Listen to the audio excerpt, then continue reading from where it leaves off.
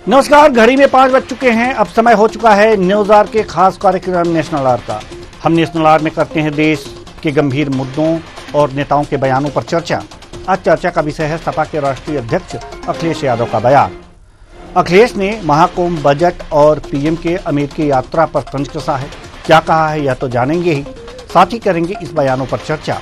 तो आइए शुरू करते हैं नेशनल आवर।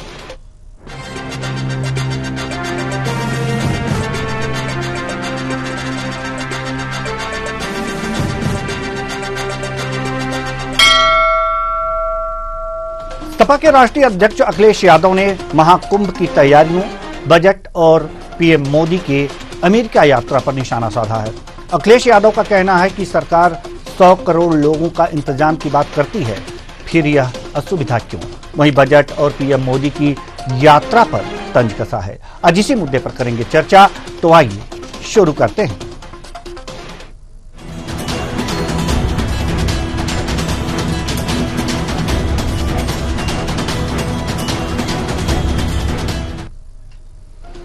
कन्नौज सांसद और उत्तर प्रदेश के पूर्व सीएम अखिलेश यादव का कहना है कि सरकार कुंभ में अगर 100 करोड़ लोगों का इंतजाम करती तो यह अव्यवस्था नहीं होती, न ही लोगों की जान ही गई होती। वहीं बजट में मीन मेख निकालते हुए कहा है कि जिस बजट ने नौकरी ना दी हो, किसानों की आय दुगनी ना की हो, जिस बजट से व्यापार ना बढ़ा हो, उस बजट ने निराश किया। जबकि पीएम के अमेरिका यात्रा पर तंज कसते हुए कहा, पिछली बार प्रधानमंत्री जी हीरा लेकर गए थे, इस बार कम से कम सोने की चेन ले जाते। आइए पहले यह बयान सुनते हैं, उसके बाद इस पर चर्चा करें। आप क्या समझाना चाहते हो? जिस सरकार ने ये कहा कि विकसित भारत बनेगा, जिसने ये कहा कि बनारस को क्यों बनाएंगे, और विकसित भारत का इंफ्रास्ट्रक्चर कैसा होना था, आपने कुंभ में देखा कि अगर इनका इंफ्रास्ट्रक्चर अच्छा होता, और जो तैयारी बताई थी कि 100 करोड़ की उन्होंने तैयारी की है, अगर 100 करोड़ की तैयारी होती तो लोगों को यह असुविधा नहीं होती।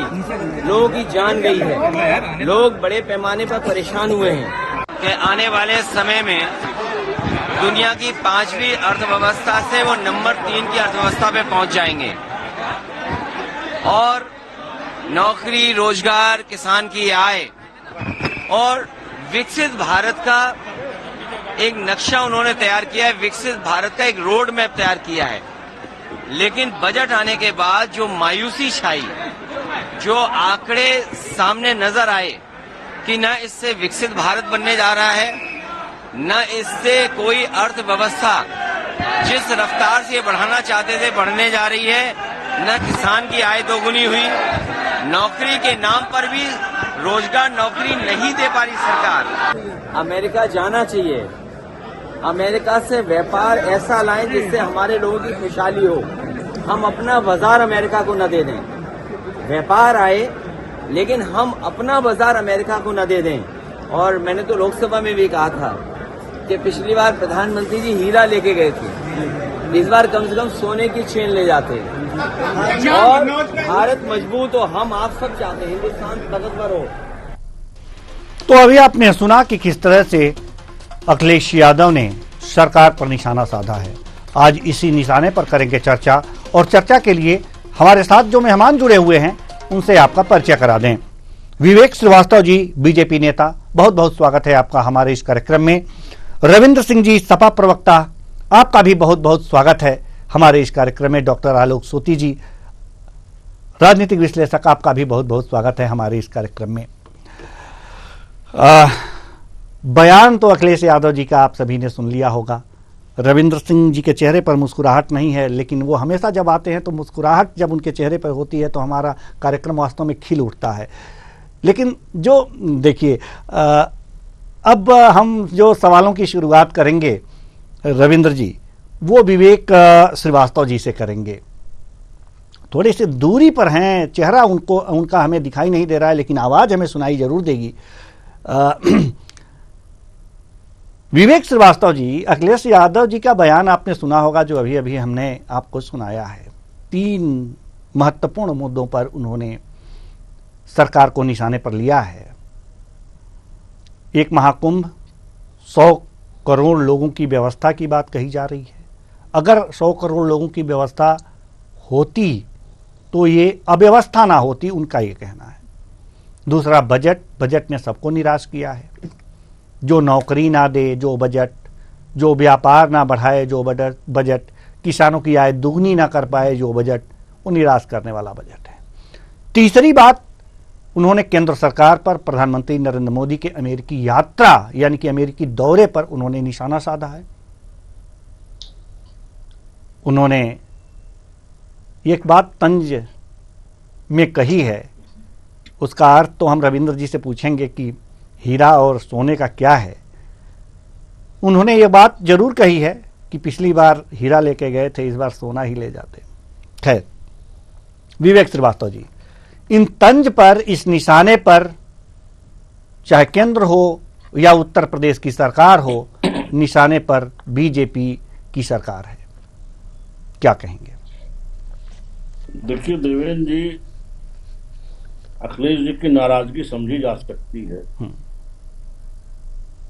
लोकसभा परिणाम में जो उनको परिणाम मिला था, उसके बाद के उस चुनाव में जिस तरह से उस परिणाम पे भारतीय जनता पार्टी ने अपनी मेहनत से पानी फेर दिया है। 9 उपचुनाव में 7 में हार गए, 2 में जीते ही बहुत कम अंतरों से, और मिल्कीपुर की सीट जिसको प्रतिष्ठा का प्रश्न बनाए हुए थे, चुनाव घोषित होने से पहले ही अखाड़े में जैसे पहलवान कसरत करके बलबलाते हैं वैसे बलबला रहे थे, और अखाड़े में आने के बाद ऐसे चारों खाने चित्त गिरे हैं कि जो अंतर है हार जीत का, उसके बाद समाजवादी पार्टी उस पर चर्चा करने की भी स्थिति में नहीं है। 61,710 मतों के अंतर से एक मिल्कीपुर सीट समाजवादी पार्टी हारी। अब उस हार की खींच को मिटाने के लिए समाजवादी मुखिया इधर उधर की बात करेंगे, इधर उधर के आरोप तो लगाएंगे, स्वाभाविक। उन्होंने मां कुंभ का हवाला दिया। 100 करोड़ की व्यवस्था की होती तो दुर्घटना ना घटती। देवेंद्र जी, मैं प्रयागराज से हूं और 2002 से मैं उस कुंभ की यात्रा को देख रहा हूं। और जन के लिए तो मैं 1994 में ही प्रयागराज पहुंच गया था, लेकिन सरकार के मंत्रियों के साथ 2002 से बहुत नजदीक से उस व्यवस्था को देख रहा हूं। क्योंकि वो जगह इतनी विस्तृत नहीं है, मौनी अमावस्या को इतना जन समुदाय वहां उमड़ पड़ता है कि सारी व्यवस्था होने के बावजूद भी स्थितियां नियंत्रण से बाहर हो जाती हैं। और उस भीड़ में जितनी भीड़ वहां होती उसकी आप कल्पना नहीं कर सकते। अगर एक व्यक्ति फिसल करके भी गिर गया तो उसके बाद उस दुर्घटना को रोकने की कोई इमीडिएट व्यवस्था नहीं होती। इतना जन समुदाय वहां होता है। फिर भी सरकार ने जिस तरह का प्रबंध किया, पूरे विश्व से सनातन के ध्वजावाहक उस स्थान पे आए, मां गंगा का आशीर्वाद उनको प्राप्त हुआ जी। और सनातन ने अपनी जो तरह की ताकत दिखाई है, उससे सनातन विरोधियों का दुखी होना स्वाभाविक है। अखिलेश जी का दुख उसी प्रकार का है जी। अब आ जाइए, बजट तो उन्होंने कहा 12 लाख तक के टैक्स को इनकम टैक्स से छूट दी।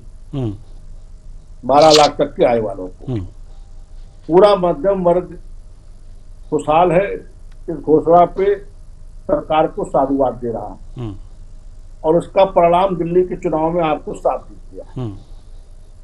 मध्यम वर्ग ने खूब खुल करके सरकार की पीठ थपथपाई है। दिल्ली में हमारी सरकार बनने जा रही है। अब मध्यम वर्ग का सुख भी अखिलेश जी को नहीं देखा जा रहा। उन्होंने किसानों की बात की, किसानों की आय दोगुनी नहीं हुई। देवेंद्र जी, भारतीय जनता पार्टी की सरकार बनी है जब से, तब से चाहे गेहूं हो, चाहे धान हो, चाहे गन्ना हो, चाहे बाजरा हो, जौ हो, जितना समर्थन मूल्य में हमारी सरकार ने वृद्धि की है, उतनी पिछली सरकारों ने 20 सालों में भी नहीं। हमने उन फसलों को भी एमएसपी के दायरे में लाया जिसको पिछली सरकारें नोटिस में भी नहीं देती थी जी। आज जब तेल का दाम 150-160 होता है तो लोग कहते हैं महंगाई बढ़ रही है। किसान का कि अगर हम तिलहन की फसल एमएसपी के दायरे में ला करके उसको उचित मूल्य दे रहे हैं तो भी इनको दर्द है, उसको महंगाई से जोड़ देते हैं। जब गेहूं का हम एमएसपी बढ़ाते हैं तो उसको आटे से जोड़ देते हैं।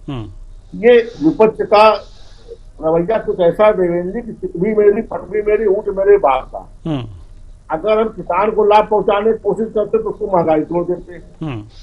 लोग लाइन लगा के शराब खरीद रहे हैं, उसमें नहीं कोई महंगाई की बात करता। रिकॉर्ड मात्रा में महंगी महंगी गाड़ियां बिक रही हैं, उस पर नहीं कोई महंगाई की बात करता। लेकिन अगर किसान की फसल का एमएसपी बढ़ाते हैं, उसका कुछ साइड इफेक्ट खाद्य उत्पादों पे आ जाता है तो तुरंत लोग महंगाई का रोना शुरू कर देते हैं जी। अब आइए बेरोजगारी की बात। हमने मुद्रा योजना में 40 करोड़ से ज्यादा लोगों को आच्छादित करके उद्योग के लिए लोन लिया। हमने स्टार्टअप और तमाम ऐसी योजनाएं चला करके लोगों को उद्यमी बनने के रास्ते साफ किए। हर आदमी 10-5 आदमी को रोजगार देने की स्थिति में बने, भारत उद्यमी बने, भारत विकासशील से आगे बढ़ के विकसित राष्ट्र बने। हम उस दिशा में देश को ले जाना चाहते हैं। वो दृश्य भी इनको नहीं हजम होता। अब आ जाइए, दोनों ने अमेरिका यात्रा पे तंज कसा। देखिए, ये सबसे पुराने लोकतंत्र, सबसे बड़े लोकतंत्र के 2 राष्ट्राध्यक्षों की पहली बैठक है और ऐसे राजनीतिक विषयों पर, कूटनीतिक विषयों पर इस तरह की हल्की टिप्पणी नहीं करनी चाहिए। ये 2 राष्ट्राध्यक्षों के मिलने के विषय है, कौन क्या किसको उपहार देता है, कौन क्या ले आता है, कौन देता है। आप देख रहे हैं किस तरह की केमिस्ट्री मोदी और ट्रंप की आज दिखाई दे रही है। मोदी जी बैठ रहे, ट्रंप महोदय पीछे से कुर्सी ठीक कर रहे। ये केमिस्ट्री क्या कभी इस देश में देखा? एक प्रधानमंत्री मनमोहन सिंह जी थे, उनको बगल के नवाज शरीफ कहते थे तो देहाती औरत की तरह बात करते हैं। हमने तमाम ऐसे भी कांग्रेस के नेता देखे तो विदेशों में जाके कहते थे कि आपने 200 साल हम पे राज किया है, हम आपके गुलाम रहे, हमारी और मदद कीजिए। आज भारत सामने वाले देश की आंख में आंख डाल के बराबरी से बात कर रहा है और भारत के प्रधानमंत्री को दुनिया सम्मान दे रही है। कदाचित इस सम्मान भी अखिलेश जी को हजम नहीं हो पा रहा है। अखिलेश जी का जो तंज है वो दर्द मिल्कीपुर का है, जिसे दूसरे उठा रहे हैं और बात कुछ और निकल रही है। चलिए, अब जी सीरियस ना लिया जाए, सीरियस ना लिया जाए, आपके कहने का तात्पर्य ये है। रविंद्र जी आप कहीं और का दुख कहीं और बता रहे हैं। जी, दर्द कहीं और है और आह कहीं और। रविंद्र जी आपने सुना होगा तो जवाब दे। भारतीय जनता पार्टी के प्रवक्ता ने वही किया जो प्रधानमंत्री नरेंद्र मोदी और मुख्यमंत्री योगी आदित्यनाथ जी कर रहे हैं। महाकुंभ में घटित भयंकर दुर्घटना जिसमें बहुत सारे श्रद्धालु दिवंगत हुए, घायल हुए और लापता हुए और करोड़ों श्रद्धालु पीड़ा सह रहे हैं, तमाम तरह की, जाम की, बीमारी की, भूखे रहने की, प्यासे रहने की, उस पर एक शब्द नहीं बोले। अभी जब आएगा तो हिंदू को सनातन में ढाल के बोलेंगे हम सनातन के ध्वजावाहक हैं, लेकिन इसमें एक शब्द नहीं निकला उनका। इसके लिए हमारे राष्ट्रीय अध्यक्ष जी एक अच्छे विपक्ष की तरह 1 महीना पहले से चिता रहे थे कि ऐसी व्यवस्था हो सकती है। अब मान लीजिए आपने 100 करोड़ लोगों की अगर व्यवस्था की है तो पहले तो ये तो बता दीजिए कि बजट कितना लगाया था आपने। अब सीएजी 2 साल बाद बताएगा तब पता लगेगा बहुत बड़ा घोटाला था, जैसे 19 का बताया। तो कितना बजट लगाया? इतने सारे बजट लगने के बाद में 100 करोड़ लोगों के आने के बाद अल जजीरा, फ्रांस प्रेस जैसे लोगों को ठेका देने के बाद में भी इतनी भीड़ आपने करवा लिया और जो वहां दुर्घटना घटित हो गई उसके आंकड़े नहीं दे रहे हैं, हर दिन का आंकड़ा दे रहे हैं। तो आप हिंदू विरोधी कार्य कर रहे हैं और वो काम कर रहे हैं जो किसी भी धर्म की आस्था को नुकसान पहुंचाने के लिए काफी है जी। अब आते हैं, इन्होंने जो अभी एमएसपी पे कह दिया, विषय नहीं था लेकिन एक बार बता दें, बस एक ही विषय लगाते हुए उत्तर प्रदेश में 8 साल से भारतीय जनता पार्टी की सरकार है। 60 रुपए गन्ने का मूल प्रति क्विंटल बढ़ाया, मतलब 6 रुपए प्रति किलो बढ़ाया है। और चीनी का दाम 14 से 15 रुपए प्रति किलो बढ़ गया। इसका जवाब ये दे देंगे तो अच्छा होगा। अब अमेरिका यात्रा पे पहली बार मोदी जी को ऐसा हुआ है कि प्रेस ने आंखों में आंखें डाल के अंतर्राष्ट्रीय मंच से अडानी के बारे में पूछा है और जवाब नहीं था प्रधानमंत्री मोदी के पास में। उन्होंने गोल गोल घुमा के ये अडानी को व्यक्तिगत मुद्दा बता दिया, मतलब अडानी उनके व्यक्तिगत मुद्दा हैं, लेकिन वही प्रधानमंत्री कितना बेइज्जत करके आए भारत सरकार को, और भारत की जो इतनी बड़ी छवि है उसको बेइज्जत करके आए हैं। उन्होंने ये नहीं पूछा कि हमारे अवैध प्रवासियों को बेड़ियों में जकड़कर गुलामों की तरह क्यों भेजा, मैक्सिको क्यों नहीं भेज पाए, कोलंबिया क्यों नहीं भेज पाए, नहीं बोल पाए, हिम्मत नहीं हुई बोलने की। 56 इंच कहां चला गया मालूम नहीं चला। फिर ये नहीं पूछ पाए H1B1 वीजा जो आप हमारा खत्म कर दे रहे हैं उस पे क्या होगा, एक शब्द नहीं निकला उनका। हमारे राह अधिकारी को भारत सरकार ने कैद करके भेज दिया अमेरिका में, पर एक शब्द नहीं बोल पाए।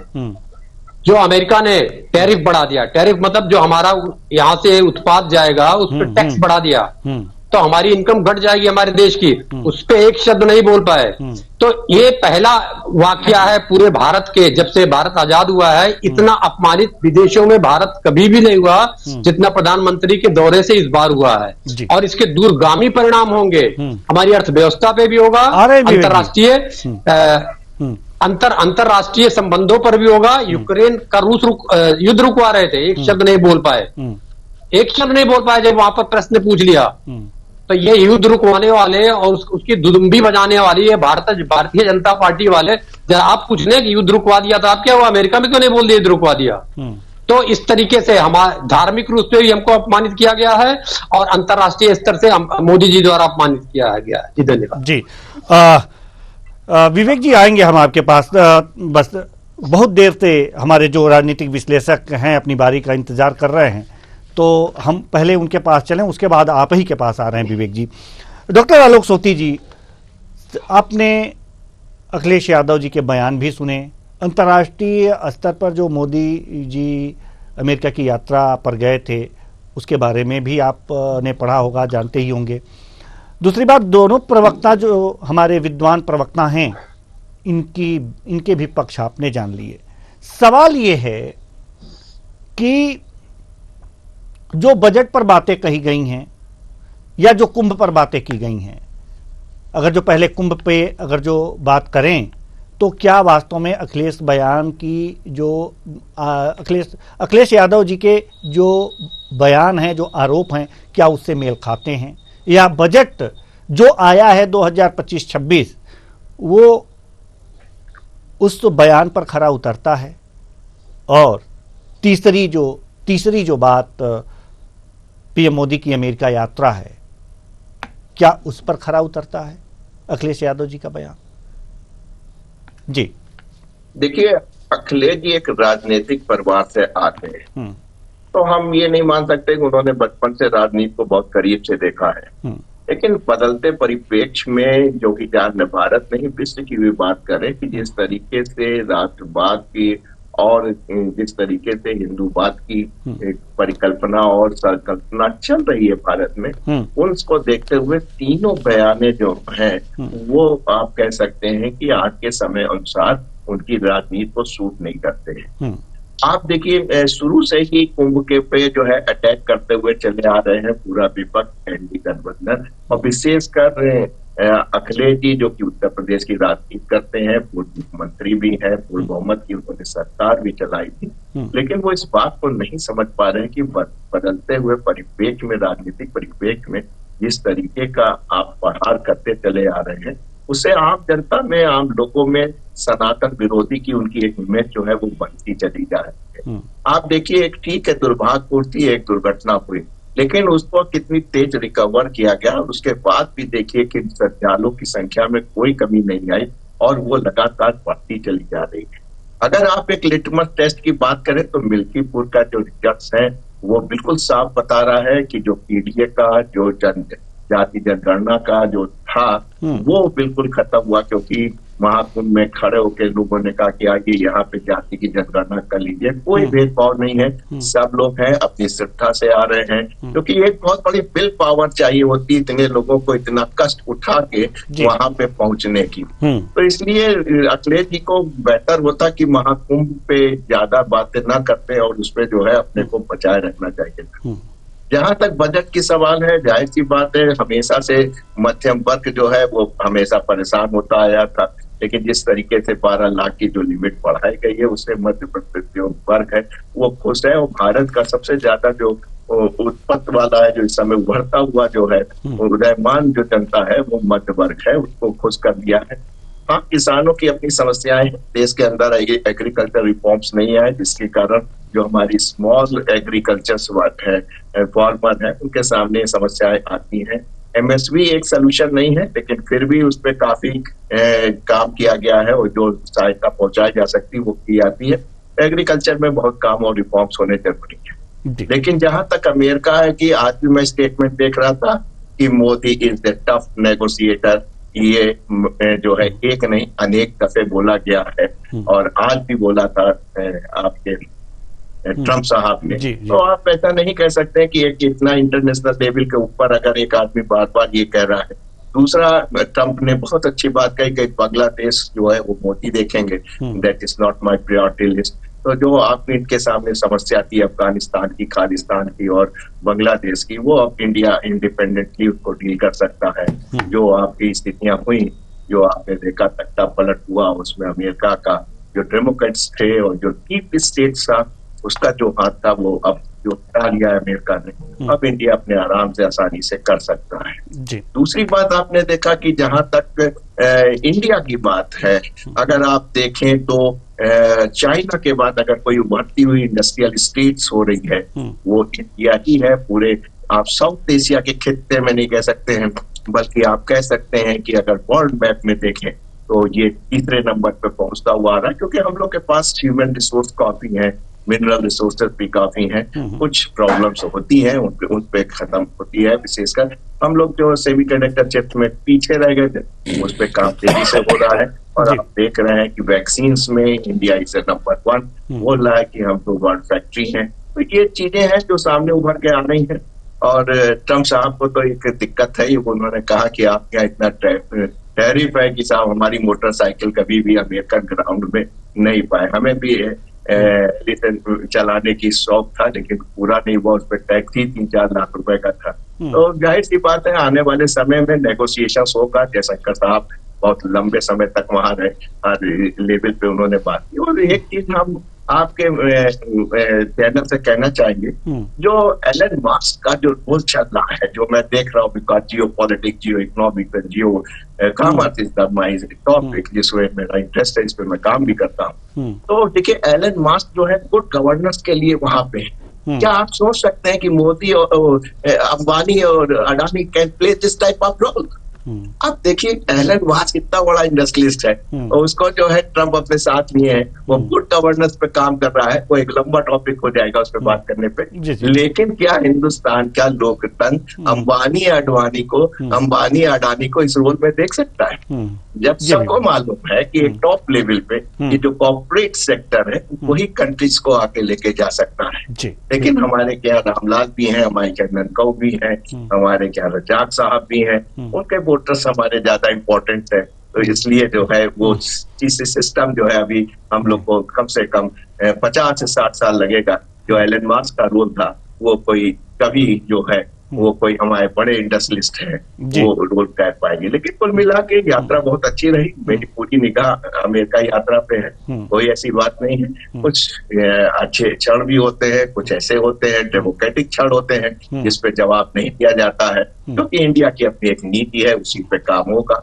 और आदि पे बात हुई वो होगी, लेकिन कुल मिला के जो है भारत एक सम्मान के साथ महा रहा है, फ्रांस के साथ अमेरिका पहुंचा है, तो बहुत अच्छी नीति है। जी विवेक श्रीवास्तव जी, जल्दी से अपनी बात रखिए जी।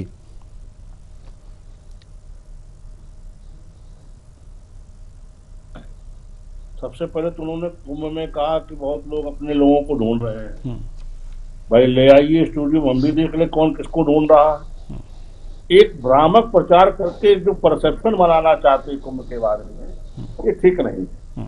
और आप तो वो सरकार के लोग हैं जिन्होंने कहा था कि अयोध्या में परिंदा पर नहीं मारने देंगे, गोली चलवाया। राम भक्त जो राम धुन गाते जा रहे थे, आपने उनसे भी गोली चलवाने में परहेज नहीं किया। आज आपको सनातनियों की चिंता कहाँ से हो गई, क्यों कर हो गई, काहे से हो गई। दूसरी, आपने कहा कि ट्रंप ने अप्रवासियों को, अवैध अप्रवासियों को इस तरीके से भेजा, वो बर्दाश्त से बाहर है। भाई, आपने देश को धर्मशाला बना रखा, रोहिंग्या बसाया, बांग्लादेशी बसाया। हम ऐसी नीतियों का समर्थन नहीं करते। हम उनकी अवैध प्रवासियों को बाहर करने के नीति का आप समर्थन करते, हम भी बाहर कर रहे हैं और ऐसे लोगों को बाहर करना चाहिए। देश के संसाधनों पे देश के नागरिकों का हक है। हम विदेशियों को बसा करके देश के नागरिकों को वहां के संसाधनों से वंचित नहीं कर सकते जी। जो इसका समर्थन कर, उनको दर्द होगा, आपको दर्द हो रहा है, मुझे समझ में आ रहा है कि दर्द क्यों है जी। रविंद्र जी, ठीक है, रविंद्र जी जवाब देंगे जी। रविंद्र जी, भारतीय जनता पार्टी को राष्ट्रवाद की परिभाषा कोलंबिया से पढ़नी चाहिए और मैक्सिको से पढ़नी चाहिए। अगर अवैध प्रवासी की बात कर रहे हैं तो अवैध प्रवासी भी तो आपके ही 10 साल में शासन काल में गए, उसके असली अपराधी तो आप हैं। जो वहां से बांध के आए गुलामों की तरह, भेजने वाले तो आप ही लोग हैं। ये तो इलीगल हैं, लीगल चले गए 12 लाख से ऊपर। तो आप कर क्या रहे हैं आखिर? लीगल भी भेजेंगे, इलीगल भी भेजेंगे, फिर उनको गुलामों की तरह से मंगाएंगे और इसको राष्ट्रवाद कहेंगे। और रही बात बजट की, जिसमें मैं नहीं बोला था, क्योंकि इस पूरे के पूरे बजट में आप देखिएगा तो केवल 12 लाख छोड़ के कुछ है भी नहीं। ना तो रेल पे बोला, ना इंफ्रास्ट्रक्चर पे बोला, ना किसानों पे बोला, ना एग्रीकल्चर पे बोला। पूरे बजट में कुछ बोला ही नहीं, केवल इवेंट बना के उसको छोड़ दिया। तो उस बजट पे क्या बोलना, जिसके बारे में मुझे लगता नहीं कि भारतीय जनता पार्टी के प्रवक्ता और हमारे विशेषज्ञ महोदय भी जानते होंगे, क्योंकि कुछ बोला ही नहीं, कुछ प्रकाशित ही नहीं किया उन्होंने। तो उसे बोलेगा क्या कोई बजट पे जी, इसलिए मैंने नहीं बोला था। अब आते हैं कि उसी बात को मैं रिपीट करता हूं कि नरेंद्र मोदी ने अंतर्राष्ट्रीय स्तर पे भारत को अपमानित किया, योगी आदित्यनाथ जी ने राष्ट्रीय स्तर पे हमें अपमानित किया है और हमारे धर्म को अपमानित किया है। और अपमानित करने के लिए अपनी उस टीम को खुला छूट दिया गया है, ट्रोलर्स को, कि अब दूसरे पे भ्रामक प्रचार बताइए, मतलब उनके दुख दर्द में शामिल मत होइए, भ्रामक प्रचार बताइए, उनके लिए व्यवस्था मत करिए, भ्रामक प्रचार बताइए। इन्हीं के राष्ट्रीय अध्यक्ष जेपी नड्डा जी कहते हैं कि हमारे 10 लाख कार्यकर्ता उतरेंगे। मतलब उत्तर प्रदेश सरकार की पूरी शासन प्रशासन की मशीनरी फेल है, इसलिए अब भारतीय जनता पार्टी के 10 लाख कार्यकर्ता उतरेंगे। कब उतरेंगे देख लेते हैं, अभी केवल 10 दिन बचा हुआ है, तब ये कार्यकर्ता उतरेंगे। तो ये घोषणा भी उसी तरीके से झूठी है जैसे 15 लाख रुपए, 2 करोड़ नौकरियां, एमएसपी और ऐसे जितने जुमले थे जैसे झूठे थे, ऐसे नड्डा जी की भी ये घोषणा झूठी है। और देखा जाएगा कि उस सत्य धरातल पर उतरती है कि नहीं। जी, आलोक सोती जी कुछ कहना चाह रहे थे जी। विवेक जी, बहुत कम समय बचा है इसलिए जल्दी। देवेंद्र जी, व्यवस्था संभालने के लिए प्रयागराज के नागरिक भी आगे आए, जगह जगह भंडारे खोले गए, जिसकी जो हैसियत थी, किसी ने चाय पिलाई, किसी ने पानी की व्यवस्था की, किसी ने भोजन की व्यवस्था की, सबने सहयोग किया।